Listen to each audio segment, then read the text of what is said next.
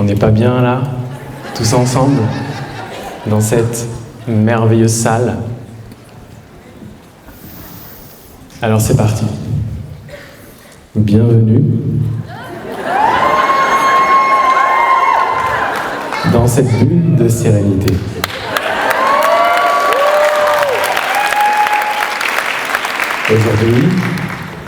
Aujourd'hui, on ne va pas commencer par méditer.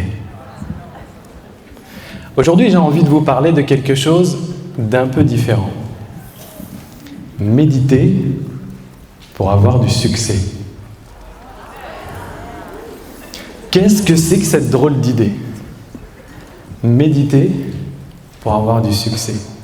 J'entends déjà les sceptiques dans la salle. Je les vois même.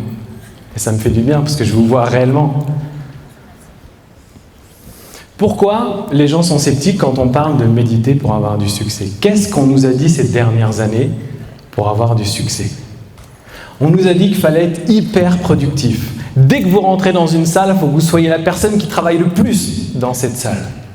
Ça en fait du monde qui travaille ici. On nous a parlé de prendre des risques. On nous a dit qu'il fallait aller de l'avant, qu'il fallait être discipliné, qu'il fallait faire, et encore faire. Alors ok, c'est cliché, c'est caricatural, mais ça marche, dans une certaine mesure. Mais il y a un gros mais même, mais ça on en parlera un peu plus tard. Si vous aimez les clichés, les stéréotypes, dans mon domaine, la méditation, vous allez être servi. Alors, je vous passe le côté avec notre ami hipster, bobo, anticapitaliste qui a fait son retour à la Terre. Alors maintenant, il habite en forêt. Et après avoir médité le matin dans son arbre et brûlé de l'encens ou de la sauge pour chasser je ne sais quelle énergie, il se fait un petit thé avec la terre de son jardin. C'est tellement plus naturel. Alors bien sûr, tout ça c'est caricatural, mais j'ai moi-même des amis en fait qui sont refroidis et presque anti-méditation à cause de ce genre de clichés. Des clichés qui sont véhiculés par la télé, par le cinéma, et même encore par certains enseignants de méditation traditionnelle, alors qu'aujourd'hui, vous vous doutez bien, on ne médite plus pour les mêmes raisons qu'il y a 2000 ans, eh bien, il nous explique encore que la méditation, c'est l'absence de l'ego. On va même lutter contre l'ego. Donc, en sous-texte, on oublie toute ambition de réussir et toute ambition d'acquisition matérielle. Pas assez noble pour cette cause spirituelle. Et d'une certaine manière, c'est vrai, c'est juste. Mais pour une certaine catégorie de personnes, pour une certaine élite spirituelle, pour des gens qui ont fait d'autres choix de vie, comme les yogis, alors les vrais, pas ceux d'Instagram, les moines bouddhistes, qui ont pris des chemins de vie différents, qui se sont retirés du monde et qui dédient leur vie à ce type de pratique. Et pour eux, ce type de discours est juste et fonctionne. Mais pour nous, monsieur et madame tout le monde, quand on a un loyer à payer, ou un crédit, ou une carrière professionnelle, un business à faire tourner, une famille à s'occuper, on ne va pas se priver des bienfaits de la méditation. Toutes les études scientifiques sur le sujet nous prouvent ces bienfaits. Mais encore une fois, on ne médite pas pour les mêmes raisons qu'il y a 2000 ans. Et je m'amuse un peu avec ces stéréotypes, avec ces clichés, librement, parce que j'ai à différentes périodes de ma vie plongé à fond dans ces clichés, que ce soit les clichés du succès ou de la méditation.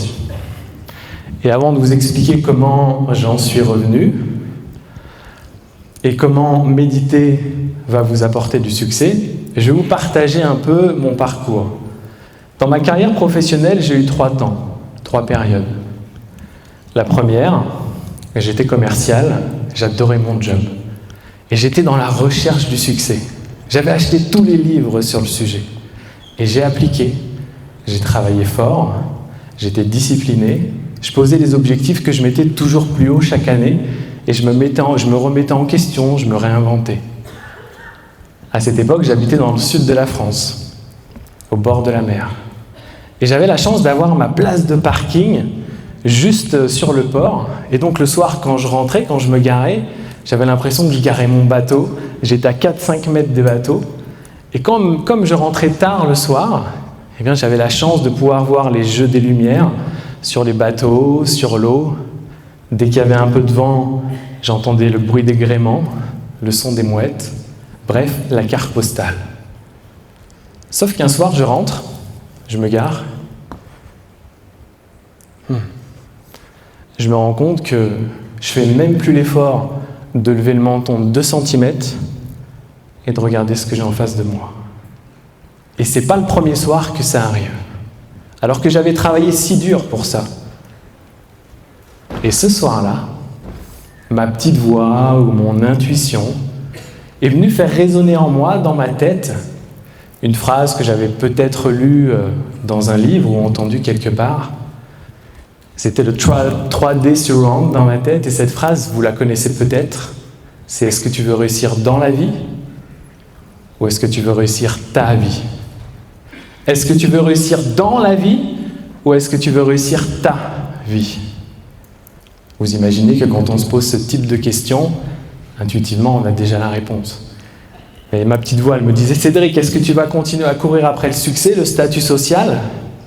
Ou est-ce que tu vas enfin écouter ce qui fait sens pour toi à l'intérieur?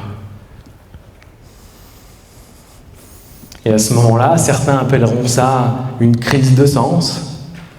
Et moi, j'avais vraiment envie de répondre à ce besoin de sens. Et quand je fais les choses, je les fais à fond. 1 an plus tard, je suis dans l'avion, en direction de l'Inde, pour devenir prof de yoga. Les extrêmes. Tu veux du sens, tu vas en avoir. Mais c'est pas un choix pour moi. Je ne sais pas faire autrement que de faire les choses à fond.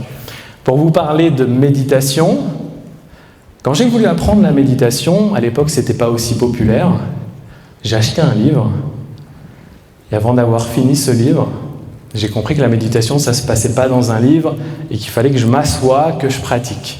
Je suis allé m'acheter un petit coussin de méditation et j'ai médité 1 heure. C'était long. Puis j'ai réessayé, encore 1 heure, c'était encore plus long. Et là, je me suis dit, ok, c'était long, mais ça va vraiment être long de savoir si ce truc-là, méditation, qui n'était pas aussi populaire qu'aujourd'hui, ça allait donner des effets, ça allait fonctionner. Et donc ma stratégie, sans presque aucune expérience, 2 heures. C'est un peu comme les enfants avec les demi-années, ça compte. Donc mes 2 heures d'expérience comptaient, et je me suis inscrit à une retraite de méditation Vipassana, sans expérience. Donc je vois qu'il y en a qui connaissent ici les retraites de méditation Vipassana. Pour ceux qui ne connaissent pas, c'est des stages, des retraites de méditation silencieuse, où pendant 10 jours pleins, on va méditer 10 heures par jour, sans expérience. Bien évidemment, il y a un Cédric qui est rentré, il y a un Cédric qui est ressorti.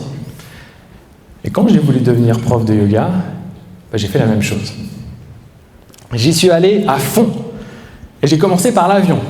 Direction l'Inde, classe éco, 32 escales, 12 personnes par rangée, 2 par siège. Presque. Ma stratégie à moi, je pensais que c'était la meilleure, a consisté à faire mien tous les stéréotypes que vous pouvez imaginer du prof de yoga. Sauf le petit chignon sur la tête, et vous savez pourquoi. Et par exemple, pour commencer à donner des cours de yoga, il est recommandé au niveau international de commencer à faire une formation de 200 heures, et normalement on est paré pour le faire. Moi, avant de donner mon premier cours de yoga, j'avais cumulé plus de 1300 heures de formation. J'avais à cœur de devenir le prof de yoga que j'aurais eu envie d'avoir. Et donc j'ai lu toutes les biographies des yogis et je me suis vraiment fondu dans ce que j'appelle maintenant la spiritualité exigeante ou plutôt spiritualité punitive. Stéréotype, caricature. Et ça a été ma vie pendant plusieurs années. Et j'ai adoré cette période où j'enseignais le yoga, mais ça a été la galère. Pas de sous. À tel point que j'avais même pas l'argent pour me payer un loyer et qu'à plus de 35 ans, j'ai dû revenir chez ma mère, puis après chez mon père. Un peu la loose. Et comme je pratiquais un yoga qui s'appelle l'Ashtanga, j'avais ma pratique personnelle le matin, donc je faisais un aller-retour à Paris, j'en avais pour 1h30, puis je revenais, puis je repartais en fin d'après-midi. Mais, je vais vous parler encore de ma petite voix. Un jour, je suis dans le train. Alors pour ceux qui ne sont pas de la région parisienne, imaginez un train un petit peu vieillot, un train de banlieue, pas très propre. Dans celui-là, il n'y avait pas de chauffage. Et on s'arrête à la gare de triage de Villeneuve-Saint-Georges. C'est très gris. Pour ceux qui ne connaissent pas, imaginez un décor d'Émile Zola. Donc là, on n'est pas sur la même carte postale qu'au début, mais ma petite voix, elle revient. Mais sauf que cette fois, elle était moins inspirante, elle était moins sympa. Et elle m'a challengé. Et elle me dit comme ça, parce que ma petite voix, elle est une petite voix, elle me dit « Hey Cédric, t'as une vie de merde !» Et moi, avec ce même sourire, je lui dis « Ouais, j'ai une vie de merde, mais je suis prof de yoga, j'ai pas besoin de sous. » Bon, clairement, là, les amis, j'étais dans un biais de confirmation et je mettais des choses sous le tapis. Et je m'en suis rendu compte quelques semaines plus tard, en discutant avec une amie autour d'un thé, un vrai cette fois, pas un thé à la terre. Et là, on en vient à parler de nos vies d'avant, notre reconversion. Et je lui explique ma vie d'avant. Et en lui racontant qui j'étais avant, je me rends compte que dans ma vie d'avant, je rigolais plus. Que j'avais plus de fun, comme vous dites au Canada. Et quand je me suis retrouvé tout seul, après cette conversation, ça m'a heurté. Je me suis dit, ok, bon là, c'est sûr que c'est la galère, mais tu es dans ta mission de vie, tu es prof de yoga, ça a du sens. Ouais, mais c'est quoi le sens ? C'est quoi le sens si tu rigoles plus ? C'est quoi le sens si tu n'as plus de fun ? C'est quoi le sens si tu as moins de vie dans ta vie ? Ok, c'est bien de faire les choses à fond, mais là, je suis allé un peu plus loin. Même un peu trop loin. Et avant que je vous explique comment j'en suis revenu, parce que j'ai perdu beaucoup de temps, je pense que si vous êtes dans cette salle, c'est que vous aussi, vous avez envie d'avoir du succès, ou davantage de succès. Et un moyen simple de savoir là où vous en êtes là maintenant, c'est de se demander le soir, quand vous vous endormez, juste avant de vous endormir, c'est comment pour vous ? Est-ce qu'avant de vous endormir, c'est la tempête mentale, c'est le flot des pensées ? Est-ce qu'il y a vos projets, vos idées ? Est-ce que c'est saupoudré d'un petit peu d'anxiété, peut-être un petit peu de peur ? Pour qui c'est comme ça le soir, juste avant de s'endormir ? Qui pense que c'est cher payé pour avoir du succès ? Maintenant, pour qui le soir, avant de vous endormir, quand votre relaxation s'approfondit, que votre sommeil vient à coup sûr, que le marchand de sable est en train de passer et que vous allez plonger dans les bras de Morphée, pour qui c'est silencieux ? Pour qui c'est le calme intérieur ? Ce silence intérieur ? On dirait qu'il y a un petit peu moins de mains quand même. Je pense qu'à ce stade, et comme tout le monde, vous pensez que ce n'est pas possible d'avoir en même temps du succès et de vivre cette paix intérieure. Pourtant, certains millionnaires conscients que j'ai la chance de côtoyer peuvent témoigner que c'est une réalité. Mais c'est vrai, ils sont très peu nombreux. Les autres, et même en étant dans le succès, sont dans un succès que j'appelle un succès douloureux. Le succès douloureux, c'est mettre des choses sous le tapis. On a un beau succès de l'extérieur, une belle carrière professionnelle, un beau business, mais quand on creuse un peu, on se rend compte que certains vont négliger leur santé. D'autres vont prendre du poids, comme c'était mon cas. Certaines vont négliger leurs relations, que ce soit avec leurs amis, avec leurs conjoints, ou pire, avec leurs enfants. Et ce qui est surprenant, c'est que pour la majeure partie d'entre eux, c'est OK. C'est OK. Je ne sais pas vous, mais moi, la phrase que j'ai la plus entendue étant enfant, c'était « Dans la vie, on ne peut pas tout avoir ». dans la vie, on ne peut pas tout avoir. Donc c'est ok en fait d'avoir un succès dans certains domaines de vie, même un succès insolent, mais c'est acceptable, tolérable d'avoir certains domaines de vie qui soient complètement à l'envers et retournés. On ne peut pas tout avoir dans la vie. Belle connerie. Depuis plusieurs années, j'ai eu la chance d'accompagner des centaines de personnes au succès douloureux. Et ce que j'ai remarqué, c'est que ça ne sert pas non plus de faire plus de ce qu'ils font déjà. C'est complètement illusoire de s'imaginer qu'en faisant plus, ça va infuser dans les autres domaines de vie. C'est la célèbre phrase qu'on connaît tous d'Albert Einstein qui définit la folie comme étant le fait de faire la même chose et de s'attendre à des résultats différents. Donc on va garder quand même ce qui fait le succès, mais on va réajuster, on va rectifier le tir. Et ce qui est très surprenant, c'est que la différence entre le succès douloureux et un succès intégral, complet, c'est aussi fin qu'une lame de rasoir. J'allais dire c'est aussi tranchant, lapsus. Maintenant, dans quelle direction aller? Où se tourner? Est-ce que c'est par là? Est-ce que c'est par là? Ben non. La bonne direction, c'est là. C'est là. C'est à l'intérieur. Et vous allez me dire, ouais Cédric, t'es bien gentil, t'enfonces des portes ouvertes, on sait tous que tout naît à l'intérieur, que l'intérieur c'est la source de tout. Ouais. Mais 99% des gens focalisent avant tout leurs efforts sur leur succès extérieur. Pourquoi? Ça demande tellement plus de courage d'aller plonger en soi et de regarder en face nos défauts. Ça demande tellement plus de courage d'aller faire l'introspection nécessaire pour reprogrammer ce qu'il y a à reprogrammer. Ça demande tellement plus de courage d'accepter cette réalité intérieure qui ne nous plaît pas forcément, et ça demande tellement plus de courage de répondre à ce qui fait sens en nous et de sortir de ce côté de vouloir être aimé absolument par l'entourage ou par votre audience et de faire les choses qui ont du sens pour vous. Focaliser avant tout ses efforts sur son succès extérieur, c'est un peu, imaginons que vous ayez comme objectif de vouloir assister au lever du soleil, et vous courez vers l'ouest. Vous aurez beau vous entraîner à courir vite, vous aurez beau savoir passer par-dessus toutes les embûches qui se présenteront à vous, et à la fin pleurer toutes les larmes de votre corps parce que ça tient à pas grand-chose et que c'est pas juste.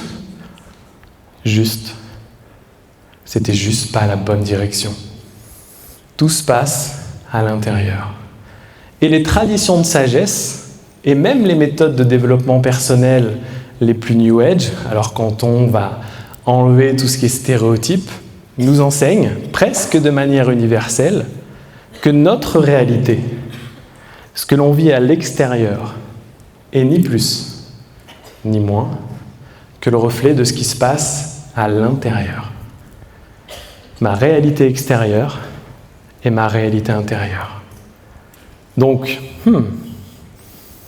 et si mon succès intérieur serait le reflet de mon succès extérieur?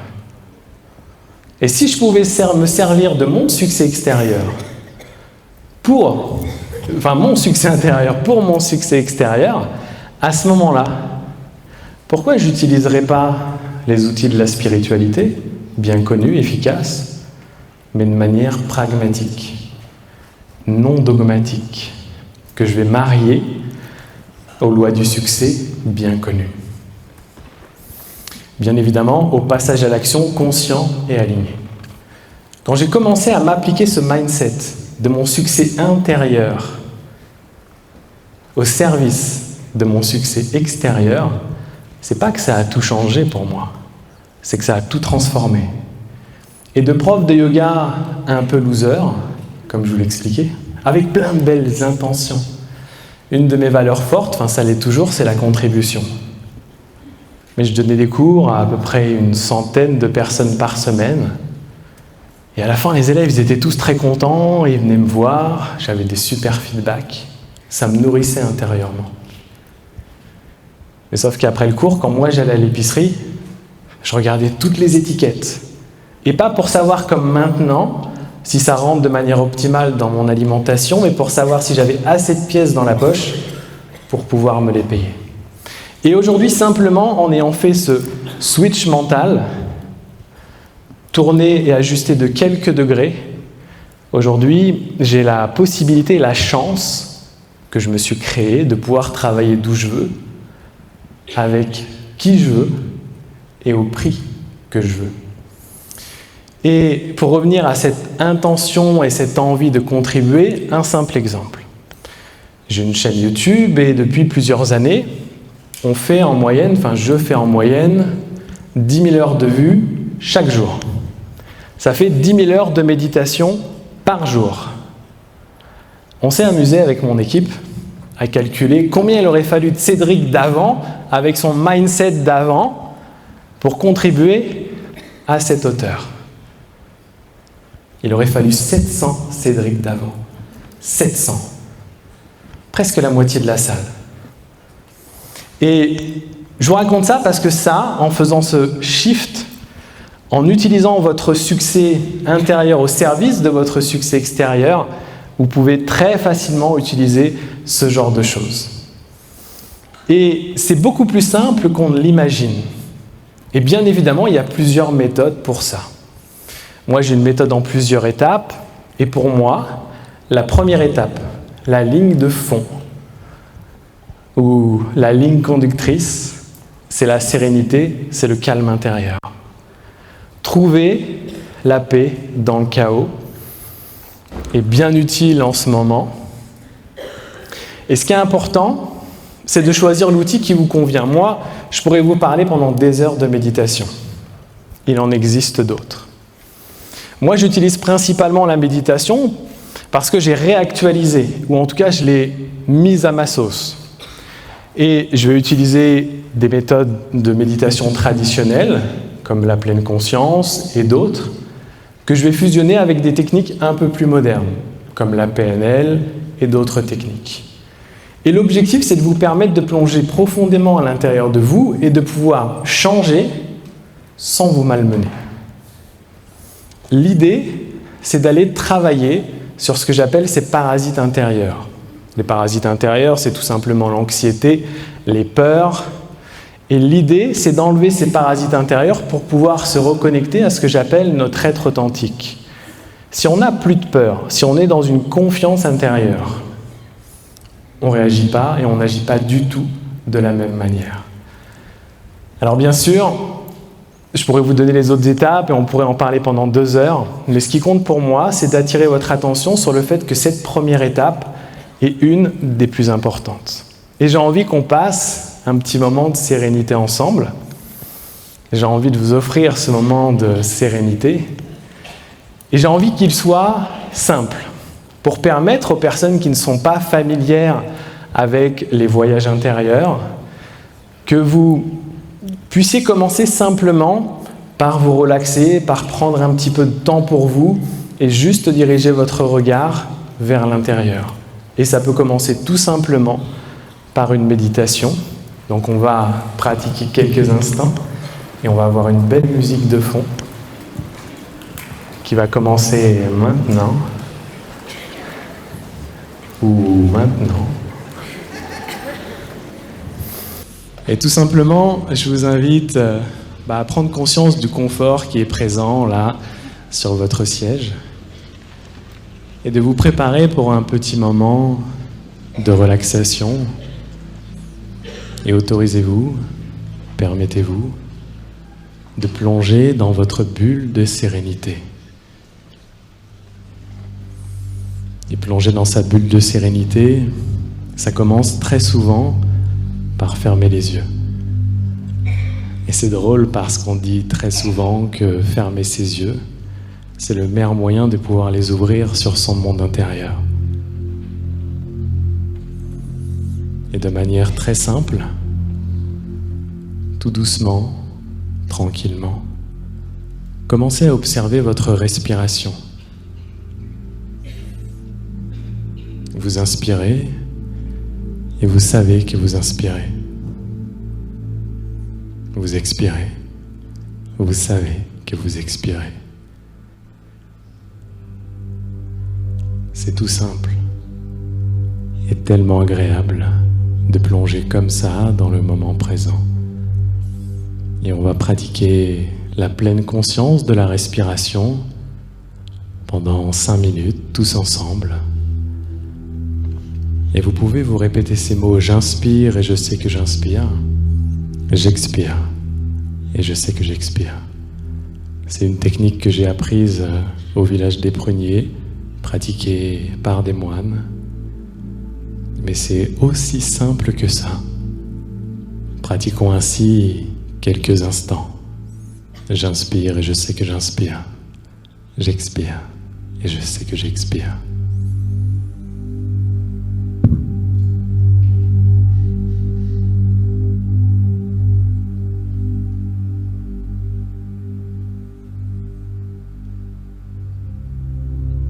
Pleine conscience de chaque inspiration, de chaque expiration.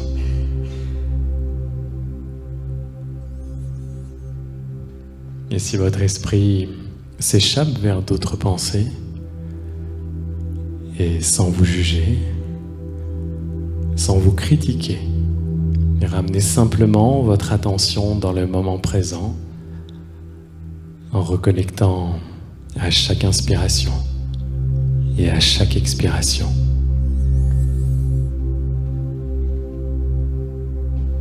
Moment présent, moment précieux.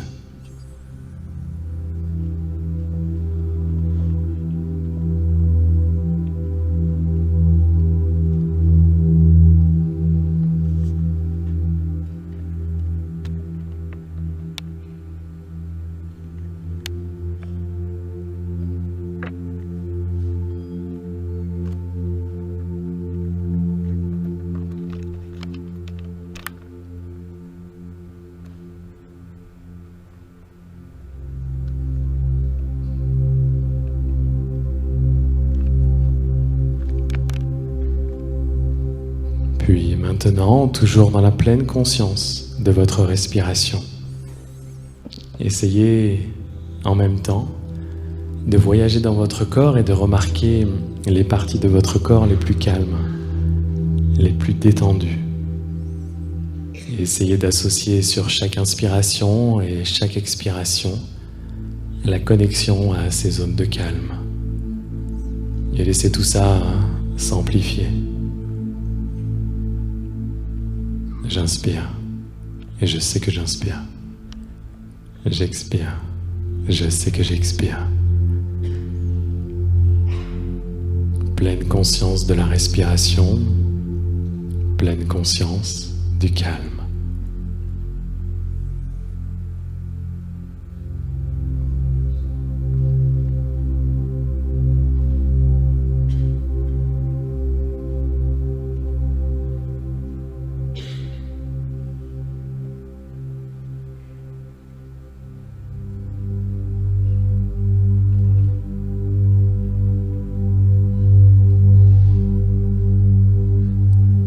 Et si des pensées viennent vous déranger, laissez-les passer.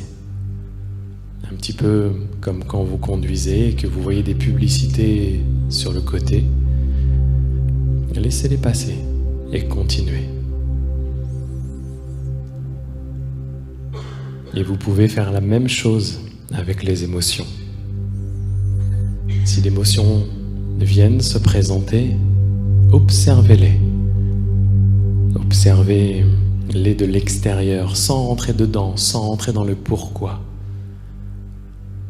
Puis laissez-les passer. Et si au cours de cette belle journée, certaines émotions inconfortables se présentent à vous, gardez ça en tête. Observez-les quelques instants, ne résistez pas et laissez-les passer.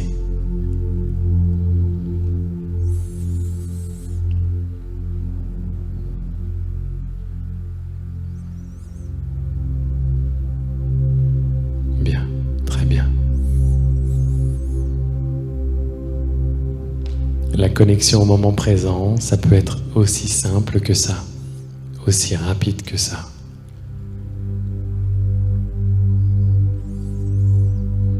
tout doucement, je vous invite à recréer un peu de dynamisme dans votre corps, à reconnecter avec tout votre corps, peut-être en bougeant les doigts de pied, en bougeant les mains.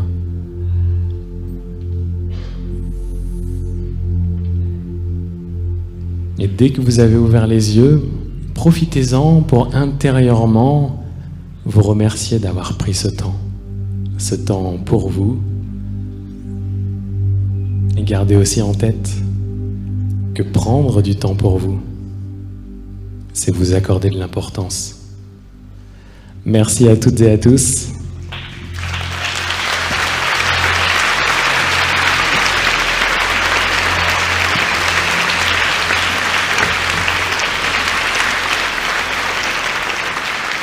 Cédric Michel, mesdames, messieurs, Cédric Michel!